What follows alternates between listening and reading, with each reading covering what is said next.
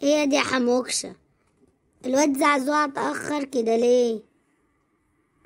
يعني ما جاش لحد دلوقتي برغم ان انا منبه عليه عندنا شغل النهارده.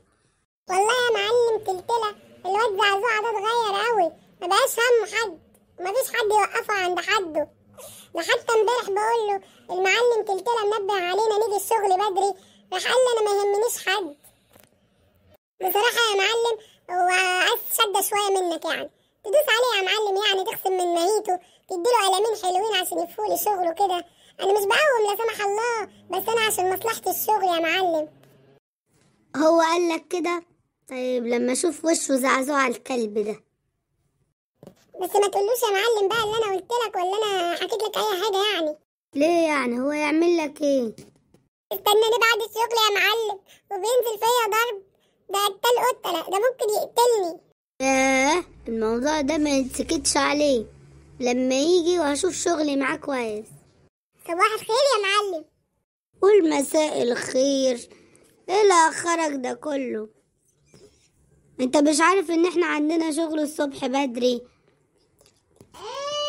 ما انا يا معلم كل يوم باجي في الظهر يا معلم، وعمرك ما اعترضت. بص بقى يا عين امك، مخصوم منك 3 ايام، وكل ما تتأخر هخصم منك 3 ايام. قليلين قوي يا معلم، اقل حاجة اخصم اسبوع. عندك حق يا واد يا حموكش، ولا مخصوم منك اسبوع يالا، ودي اروح امك عشان تبقى تفتكر تيجي بدري. يعني يا ابني خليتني اعيط، هو كده المعلم تلتنا معلم شراني بجد يا حموكشي؟ يعني مش انت اللي خابط للمعلم عليا؟ عيب عليك يا زملاكسي، ده احنا اصحاب. خلاص يا تفوت بقى، عايزك تفوت ولا حد يموت. بص يا دي زعزوعة، مين جاي هناك؟ مين يعني اللي جاي ده؟ مش قلتلك يا واد يا حماصة هنرتاح هنا في الحتة، وعلى الأقل تبقى قريبة من مدرستك.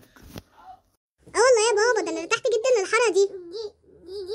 وسع على كده. اهلا بيك يا معلم في حارة ابو زيتون، نورتونا وشرفتونا. مين انت؟ هو انت ساكن هنا معانا في الحارة؟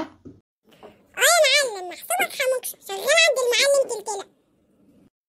لسه بقى لما تتعرف على المعلم تلتلة، ده اكبر معلم في حارة ابو زيتون.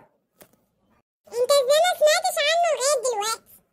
والله أنا سمعت عنه كده من بعيد، وإن شاء الله نتعرف عليه قريب.